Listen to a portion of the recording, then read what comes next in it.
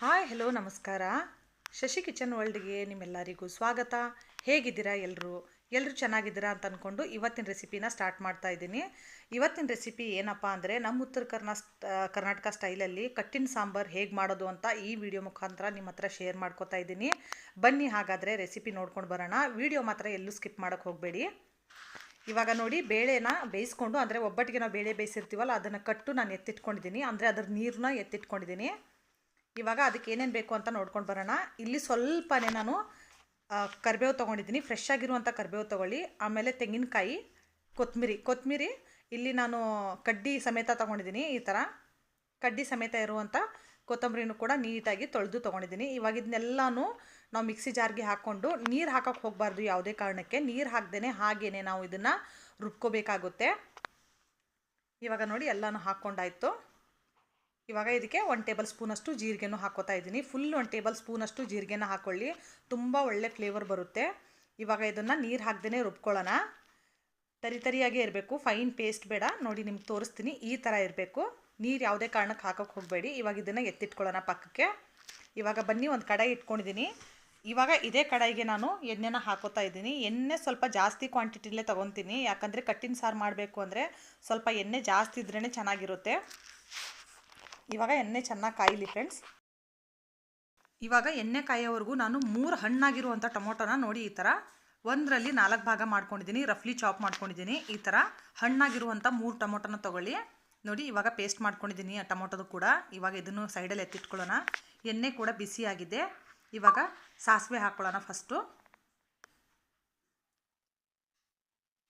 1 table ಸ್ಪೂನಷ್ಟು ಸಾಸಿವೆ ಹಾಕ್ಕೊಂಡಾದ್ಮೇಲೆ ಚಟಾಪಟ ಅಂತ ಸಿಡಿಲಿ. ಸ್ವಲ್ಪ ಸಾಸಿವೆ ಚೆನ್ನಾಗಿ ಸಿಡಿತಾ ಇದ್ದಂಗೆ 1 ಟೇಬಲ್ ಸ್ಪೂನಷ್ಟು ಜೀರಿಗೆನೂ ಕೂಡ ಹಾಕ್ಕೊಳ್ಳಿ. ಜೀರಿಗೆನೂ ಕೂಡ ಸ್ವಲ್ಪ ಕಲರ್ ಚೇಂಜ್ ಆಗಬೇಕು. ಸ್ವಲ್ಪ ಬ್ರೌನ್ ಕಲರ್ ಆದಮೇಲೆ ಕರಿಬೇವನ್ನ ಮಾತ್ರ ಒಂದು ಹಿಡಿ ತುಂಬ ಹಾಕ್ಕೊಳ್ಳಿ. ಆಮೇಲೆ ಫ್ರೆಶ್ ಆಗಿರುವಂಥ ಕರಿಬೇವನ್ನೇ ಯೂಸ್ ಮಾಡಿ. ನೋಡ್ತಾ ಇರ್ಬೋದು ನೀವು ವಿಡಿಯೋದಲ್ಲಿ ಎಷ್ಟು ಫ್ರೆಶ್ ಆಗಿತ್ತು ಕರಿಬೇವು ಅಂತ.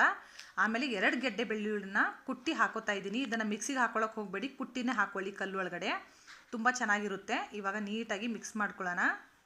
ಇಲ್ಲಿ ಬೆಳ್ಳುಳ್ಳಿ ಮಾತ್ರ ಸ್ವಲ್ಪ ಜಾಸ್ತಿ ಕ್ವಾಂಟಿಟಿಲೇ ಯೂಸ್ ಮಾಡಿ, ಯಾಕಂದರೆ ಬೆಳ್ಳುಳ್ಳಿ ಫ್ಲೇವರು ತುಂಬ ಚೆನ್ನಾಗಿರುತ್ತೆ. ಕಟ್ಟಿನ ಸಾರಿಗೆ ಬೆಳ್ಳುಳ್ಳಿ ಜಾಸ್ತಿ ಇದ್ರೇ ಟೇಸ್ಟು ತುಂಬ ಚೆನ್ನಾಗಿರುತ್ತೆ. ಇವಾಗ ಗ್ಯಾಸ್ ಸಿಮ್ಮಲ್ಲಿ ಇಟ್ಕೊಂಡು ಚೆನ್ನಾಗಿ ಬೆಳ್ಳುಳ್ಳಿನ ಫ್ರೈ ಮಾಡ್ಕೊಳ್ಳಿ, ಗೋಲ್ಡನ್ ಕಲರ್ ಬರೋವರೆಗೂ. ಹಸಿ ವಾಸನೆ ಎಲ್ಲ ಹೋಗಬೇಕಲ್ಲ, ಹಾಗಾಗಿ ಇವಾಗ ಸ್ವಲ್ಪ ಹುರಿಯೋಕ್ಕೆ ಬಿಟ್ಬಿಡೋಣ. ಬೆಳ್ಳುಳ್ಳಿ ಸ್ವಲ್ಪ ಕೆಂಪಗಾಗಲಿ. ಇದಕ್ಕೆ ಕಟ್ಟಿನ ಸಾರು ಮಾಡಬೇಕಂದ್ರೆ ಎಲ್ಲನೂ ಆದಷ್ಟು ಫ್ರೆಶ್ ಆಗಿರುವಂಥದ್ದನ್ನೇ ಯೂಸ್ ಮಾಡಿ, ಕರಿಬೇವಾಗಲಿ ಕೊತ್ತಂಬರಿ ಆಗಲಿ. ಇವಾಗ ನೋಡಿ ಬೆಳ್ಳುಳ್ಳಿ ಕಲರ್ ಚೇಂಜ್ ಆಗಿದೆ. ಇವಾಗ ಟೊಮೊಟೊನ ಏನು ರುಬ್ಬಿಟ್ಕೊಂಡಿದ್ವಲ್ಲ ಅದನ್ನು ಕೂಡ ಇದಕ್ಕೆ ಸೇರಿಸ್ಕೊಂಡ್ಬಿಡೋಣ. ಸೇರಿಸ್ಕೊಂಡು ಎಲ್ಲನೂ ನೀಟಾಗಿ ಮಿಕ್ಸ್ ಮಾಡ್ಕೊಳ್ಳಿ. ಆಮೇಲೆ ವಿಡಿಯೋನ ಮಾತ್ರ ಫ್ರೆಂಡ್ಸ್ ನಿಮಗೆ ಮುಂಚೆ ಹೇಳ್ದಂಗೆ ಎಲ್ಲೂ ಸ್ಕಿಪ್ ಮಾಡೋಕ್ಕೆ ಹೋಗಬೇಡಿ. ಲಾಸ್ಟಲ್ಲಿ ಕಟ್ಟಿನ ಸಾರಿಗೆ ಬರುವಂಥ ಟೇಸ್ಟು, ಯಾವ ಇಂಗ್ರೀಡಿಯೆಂಟ್ ಹಾಕೋದ್ರಿಂದ ಟೇಸ್ಟ್ ಬರುತ್ತೆ ಕಟ್ಟಿನ ಸಾರಿಗೆ ಅಂತ ನಿಮಗೆ ಮುಂದೆ ಗೊತ್ತಾಗುತ್ತೆ. ಅದು ನೀವು ಫುಲ್ ವಿಡಿಯೋ ನೋಡಲಿಲ್ಲ ಅಂದರೆ ನಿಮಗೆ ಕಟ್ಟಿನ ಸಾರ್ದು ಯಾವ ಥರ ಮಾಡಬೇಕು ಅಂತ ಪೂರ್ತಿ ಗೊತ್ತಾಗಲ್ಲ. ಕಟ್ಟಿನ ಸಾರು ಟೇಸ್ಟ್ ಬೇಕು ಅಂದರೆ ನಿಮಗೆ ಫುಲ್ ವಿಡಿಯೋ ನೋಡಿದ್ರೆ ಮಾತ್ರ ಗೊತ್ತಾಗುತ್ತೆ. ಇವಾಗ ರುಚಿ ತಕ್ಕಷ್ಟು ಉಪ್ಪನ್ನ ಕೂಡ ಸೇರಿಸ್ಕೊಂಡಿದ್ದೀನಿ. ಇವಾಗ ಎಲ್ಲ ಸೈಡಲ್ಲಿ ಎಣ್ಣೆ ಬಿಡಬೇಕು, ಅಲ್ಲಿವರೆಗೂ ಕುದಿಸ್ಕೋಬೇಕಾಗುತ್ತೆ. 1 ಟೀ ಸ್ಪೂನಷ್ಟು ಅರಿಶಿನ ಕೂಡ ಹಾಕ್ಕೊಂಡಿದ್ದೀನಿ. ಎಲ್ಲನೂ ಒಂದು ಸರ್ತಿ ನೀಟಾಗಿ ಮಿಕ್ಸ್ ಮಾಡಿ ಬಿಟ್ಬಿಡಿ. ಇದ್ರ ಕ್ವಾಂಟಿಟಿ ಸ್ವಲ್ಪ ಕಮ್ಮಿ ಆಗುತ್ತೆ. ಆಮೇಲೆ ಸೈಡಲ್ಲೆಲ್ಲ ಎಣ್ಣೆ ಬಿಡೋಕ್ಕೆ ಸ್ಟಾರ್ಟ್ ಆಗುತ್ತೆ, ಅಷ್ಟುವರೆಗೂ ಬಿಟ್ಬಿಡಿ ಇದನ್ನು. ನಿಮಗೆ ಆವಾಗಲೇ ಹೇಳ್ದಂಗೆ ಲಾಸ್ಟಲ್ಲಿ ಒಂದು ಇಂಗ್ರೀಡಿಯೆಂಟ್ ಹಾಕ್ತೀನಿ ನಾನು, ಅದು ಹಾಕಿದ್ರೇ ಕಟ್ಟಿನ ಸಾರಿಗೆ ಟೇಸ್ಟ್ ಬರುತ್ತೆ. ಇವಾಗ ನೋಡಿ ಆಯಿಲ್ ಎಲ್ಲ ಸಪ್ರೇಟ್ ಆಗೋಕ್ಕೆ ಸ್ಟಾರ್ಟ್ ಆಗಿದೆ, ನೋಡ್ತಾ ಇರ್ಬೋದು. ಆಮೇಲೆ ಕ್ವಾಂಟಿಟಿ ಕೂಡ ಕಮ್ಮಿ ಆಗಿದೆ. ಈ ಟೈಮಲ್ಲಿ ನಮ್ಮ ಉತ್ತರ ಕರ್ನಾಟಕ ಸ್ಪೆಷಲ್ಲು ಮಸಾಲೆ ಖಾರ ಬರುತ್ತಲ್ಲ ಫ್ರೆಂಡ್ಸ್, ಅದನ್ನು ಆ್ಯಡ್ ಮಾಡ್ಕೊಳ್ಳೋಣ. ಒಂದು ವೇಳೆ ನಿಮ್ಮ ಹತ್ರ ಮಸಾಲೆ ಖಾರ ಇಲ್ಲ ಅನ್ನೋರು ಕೂಡ ಟೆನ್ಷನ್ ಮಾಡ್ಕೋಬೇಡಿ, ನೀವು ಚಿಲ್ಲಿ ಪೌಡ್ರನ್ನ ಯೂಸ್ ಮಾಡ್ಕೋಬೋದು. ನಾನು 4 ಟೀ ಸ್ಪೂನಷ್ಟು ಮಸಾಲೆ ಖಾರನ ಯೂಸ್ ಮಾಡಿದ್ದೀನಿ. ನೀವು ಇಲ್ಲಿ ಒಂದು 3 ಟೀ ಸ್ಪೂನಷ್ಟು ಅಥವಾ 2 ಟೀ ಸ್ಪೂನಷ್ಟು ನಿಮಗೆ ಯಾವ ಥರ ಖಾರ ಬೇಕೋ, ನೀವು ಯಾವ ಥರ ಖಾರ ತಿಂತೀರ ನೋಡ್ಕೊಂಡು ಹಾಕ್ಕೊಳ್ಳಿ. ಆಮೇಲೆ 1 ಟೇಬಲ್ ಸ್ಪೂನಷ್ಟು ಧನಿಯಾ ಪೌಡ್ರನ್ನು ಹಾಕ್ಕೊಂಡಿದ್ದೀನಿ. ಇವಾಗ 1 ಟೇಬಲ್ ಸ್ಪೂನಷ್ಟು ಕಾಶ್ಮೀರಿ ರೆಡ್ ಚಿಲ್ಲಿ ಪೌಡ್ರ್, ಇದು ಖಾರ ಇರಲ್ಲ, ಜಸ್ಟ್ ಕಲರ್ಗೋಸ್ಕರ. ಇವಾಗ ಎಲ್ಲನೂ ನೀಟಾಗಿ ಮಿಕ್ಸ್ ಮಾಡ್ಕೊಳ್ಳೋಣ. ಗ್ಯಾಸ್ ಮಾತ್ರ ಸಿಮ್ಮಲ್ಲೇ ಇರಲಿ ಈ ಪ್ರೊಸೀಜರಲ್ಲಿ, ಯಾಕಂದರೆ ತುಂಬ ಗ್ಯಾಸ್ನ ಹೈ ಫ್ಲೇಮಲ್ಲಿ ಇಟ್ಕೊಂಡ್ಬಿಟ್ರೆ ಎಲ್ಲನೂ ಸೀದು ಹೋಗ್ಬಿಡುತ್ತೆ. ಆಮೇಲೆ ನಮ್ಮ ಮಸಾಲೆ ಖಾರಲ್ಲಿ ಸ್ವಲ್ಪ ಲಮ್ಸ್ ಎಲ್ಲ ಇರುತ್ತೆ ಫ್ರೆಂಡ್ಸ್, ಅದನ್ನೆಲ್ಲ ಸ್ಮ್ಯಾಶ್ ಮಾಡ್ಕೊತಾ ಇದ್ದೀನಿ. ನೀಟಾಗಿ ಮಿಕ್ಸ್ ಮಾಡ್ಕೊಳ್ಳಿ. ಎಣ್ಣೆ ಎಲ್ಲ ಮತ್ತೆ ಸಪ್ರೇಟ್ ಆಗಬೇಕು, ಚೆನ್ನಾಗೆಲ್ಲ ಮಸಾಲೆ ಎಲ್ಲ ಹುರಿಲಿ, ಅಲ್ಲಿವರೆಗೂ ಬಿಟ್ಬಿಡಿ. ಇವಾಗ ನೋಡಿ ಆಯಿಲ್ ಎಲ್ಲ ಸಪ್ರೇಟ್ ಆಗೋಕ್ಕೆ ಸ್ಟಾರ್ಟ್ ಆಗಿದೆ. ಇವಾಗ ನಮ್ಮದು ಖಾರ, ಈ ಟೊಮೊಟೊ, ಈರುಳ್ಳಿ, ಬೆಳ್ಳುಳ್ಳಿ ಎಲ್ಲ ನೀಟಾಗಿ ಹುರ್ಕೊಂಡಿದೆ. ಇವಾಗ ಈ ಟೈಮಲ್ಲಿ ಒಂದು ಸರ್ತಿ ನೀಟಾಗಿ ಮಿಕ್ಸ್ ಮಾಡ್ಕೊಂಬಿಡಿ ಮತ್ತೆ ಒಂದು ಸಲ. ಇದು ಏನು ನಾವು ಮಸಾಲೆಗಳನ್ನ ಹುರಿತೀವಲ್ಲ ಫ್ರೆಂಡ್ಸ್, ಇದು ಹುರಿಯೋದ್ರಲ್ಲೇ ಮೇನ್ ನಮ್ಮದು ಇರೋದು. ಇಲ್ಲಾಂದರೆ ಇದು ನೀಟಾಗಿ ಹುರಿದಿಲ್ಲ ಅಂದರೆ ಕಟ್ಟಿನ ಸಾರಿಗೆ ಆ ಟೇಸ್ಟ್ ಬರಲ್ಲ. ಇವಾಗ ಕಟ್ಟನ್ನು ಕೂಡ ಸೇರಿಸ್ಕೋತಾ ಇದ್ದೀನಿ ನೋಡಿ. ಕಟ್ಟು ಹಾಕ್ಕೊಂಡಿದ್ದೀನಿ. ಹಾಕ್ಕೊಂಡಾದ್ಮೇಲೆ ಒಂದು ಸರ್ತಿ ನೀಟಾಗಿ ಮಿಕ್ಸ್ ಮಾಡ್ಕೊಳ್ಳಿ. ನೋಡಿ ಮಿಕ್ಸ್ ಮಾಡ್ಕೊಂಡಿದ್ದೀನಿ. ಇವಾಗ ಹುಣಸೆ ನೀರನ್ನ ಹಾಕ್ಕೊಳ್ಳಿ. ಹುಣಸೆ ನೀರನ್ನ ಹಾಕೊಂಡ್ಮೇಲೆ ಇಲ್ಲಿ ನಾನು ಏನದು ಕೊಬ್ಬರಿನ ತೆಂಗಿನಕಾಯಿ ಪೇಸ್ಟ್ನ ಏನಿಲ್ಲಿ ಮಾಡಿ ಇಟ್ಕೊಂಡಿದ್ನಲ್ಲ, ಕೊತ್ತಂಬರಿ ಮತ್ತು ತೆಂಗಿನಕಾಯಿದು, ಅದನ್ನು ಕೂಡ ಇಲ್ಲಿ ಆ್ಯಡ್ ಮಾಡ್ಕೊಂಬಿಡೋಣ. ಆ್ಯಡ್ ಮಾಡಿಕೊಂಡು ಒಂದು ಸರ್ತಿ ಮತ್ತೆ ನೀಟಾಗಿ ಮಿಕ್ಸ್ ಮಾಡಿ.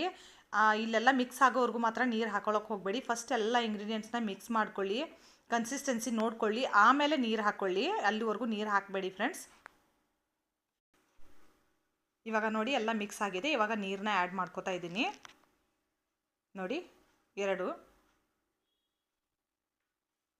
ಇವಾಗ 2 ಗ್ಲಾಸ್ ನೀರು ಹಾಕ್ಕೊಂಡಿದ್ದೀನಿ. ಕನ್ಸಿಸ್ಟೆನ್ಸಿ ನೋಡಿ, ಸ್ವಲ್ಪ ತೆಳ್ಳಗೆ ಇರಬೇಕು. ಏನು ಇಷ್ಟು ತೆಳ್ಳಗಿದೆ ಅಂತ ನಿಮ್ಗೆ ಅನ್ನಿಸ್ತಾ ಇರ್ಬೋದು, ಯಾಕಂದರೆ ಇದು ಕುದಿಬೇಕು. ಎಷ್ಟು ಕುದಿಯುತ್ತೋ ಅಷ್ಟು ಟೇಸ್ಟ್ ಚೆನ್ನಾಗಿ ಬರುತ್ತೆ. ಕಟ್ಟಿನ ಸಾರು ತುಂಬಾ ಕುದಿಬೇಕು. ಅದಕ್ಕೆ ಇವಾಗ ನಿಮಗೆ ಆವಾಗಲೇ ಹೇಳಿದ್ನಲ್ಲ, ಫೈನಲಾಗಿ ನಾನು ಇಂಗ್ರೀಡಿಯೆಂಟ್ನ ಮಿಕ್ಸ್ ಮಾಡ್ತೀನಿ ಅದಕ್ಕೆ ಕಟ್ಟಿನ ಸಾರಿಗೆ ಅಂತ. ಇಲ್ಲಿದೆ ನೋಡಿ ಫ್ರೆಂಡ್ಸ್, ಇದು ಹೂರನ್ನ ಹಾಕ್ಕೊತಾ ಇದ್ದೀನಿ ನಾನು. ಗೊತ್ತಿರೋರಿಗೆ ಗೊತ್ತಿರುತ್ತೆ, ಬಟ್ ಯಾರಿಗೂ ಗೊತ್ತಿಲ್ಲದೆ ಇರೋರು, ಬಿಗ್ನರ್ ಇರ್ತಾರೆ ನೋಡಿ, ಕಟ್ಟಿನ ಸಾರು ಮಾಡೋಕ್ಕೆ ಬರದೇ ಇರೋರು.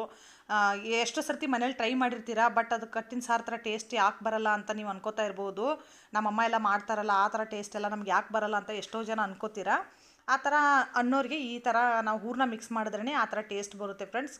ಗೊತ್ತಿರೋರಿಗೆ ಪರವಾಗಿಲ್ಲ, ಗೊತ್ತಿಲ್ಲದೆ ಇರೋರು ಈ ಥರ ನೋಡ್ಕೊಂಡಿದ್ರೆ ಹೆಲ್ಪ್ ಆಗಿಬಿಡುತ್ತೆ ಅವ್ರಿಗೂ ಕೂಡ. ಇವಾಗ ನೋಡಿ ಎಲ್ಲನೂ ಹೂರನ್ನ ಹಾಕಿದ್ಮೇಲೆ ನೀಟಾಗಿ ಮಿಕ್ಸ್ ಮಾಡಿಕೊಂಡು ಇವಾಗ ಕುದಿಯೋಕ್ಕೆ ಬಿಟ್ಬಿಡೋಣ. ಚೆನ್ನಾಗಿ ಕುದಿ ಬರಲಿ. ನೋಡಿ ಯಾವ ಥರ ಕುದೀತಾ ಇದೆ ಸಾಂಬಾರು. ಚೆನ್ನಾಗಿ ಕುದಿಬೇಕು. ಒಂದು 5 ನಿಮಿಷ ಆದರೂ ಈ ಸಾಂಬಾರನ್ನ ಕುದಿಸ್ಬೇಕಾಗುತ್ತೆ ನಾವು. ಇವಾಗ ಗ್ಯಾಸ್ ಫ್ಲೇಮ್ನ ಆಫ್ ಮಾಡ್ಕೊಂಡಿದ್ದೀನಿ ಫ್ರೆಂಡ್ಸ್. ಇವಾಗ ಮೇಲೆಯಿಂದ ಫ್ರೆಶ್ ಆಗಿರುವಂಥ ಕೊತ್ತಂಬರಿನ, ಕಟ್ ಮಾಡಿರುವಂಥ ಕೊತ್ತಂಬರಿನೂ ಕೂಡ ಸ್ವಲ್ಪ ಸೇರಿಸ್ಕೋತಾ ಇದ್ದೀನಿ.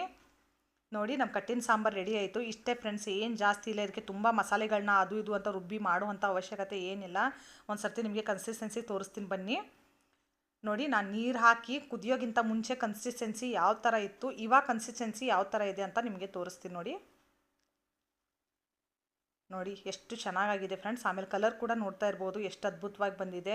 ಇದು ಕಟ್ಟಿನ ಸಾರದು ವಿಶೇಷತೆ ಏನಂದರೆ, ನಾವು ಎಷ್ಟು ಕುದಿಸಿ ಕಾಯಿಸಿ ಇದನ್ನು ತಿಂತೀವಿ ಅಷ್ಟೇ ಟೇಸ್ಟ್ ಇದ್ರದ್ದು ಜಾಸ್ತಿ ಆಗುತ್ತೆ. ಇವಾಗ ಕಟ್ಟಿನ ಸಾರು ರೆಡಿಯಾಗಿದೆ ಫ್ರೆಂಡ್ಸ್. ಒಬ್ಬಟ್ಟು ಸಾರು ಕೂಡ ಅಂತ ಕರೀತಾರೆ. ಇದನ್ನು ಬೌಲ್ಗೆ ಸರ್ವ್ ಮಾಡ್ಕೊಳ್ಳೋಣ ಬನ್ನಿ.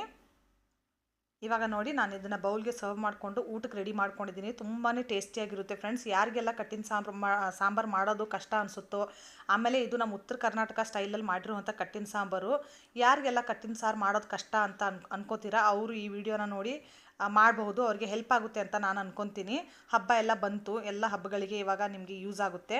ರೆಸಿಪಿ ಇಷ್ಟ ಆದರೆ ಲೈಕ್, ಶೇರ್, ಸಬ್ಸ್ಕ್ರೈಬ್ ಮಾಡೋದನ್ನು ಮರಿಬೇಡಿ. ಆಮೇಲೆ ಯಾರಿಗೆಲ್ಲ ಇಂಗ್ರೀಡಿಯೆಂಟ್ಸ್ ಗೊತ್ತಾಗಿಲ್ಲ, ಡಿಸ್ಕ್ರಿಪ್ಷನಲ್ಲಿ ಮೆನ್ಷನ್ ಮಾಡಿರ್ತೀನಿ, ಅಲ್ಲಿ ಹೋಗಿ ಚೆಕ್ ಮಾಡ್ಕೋಬೋದು. Thank you for watching friends.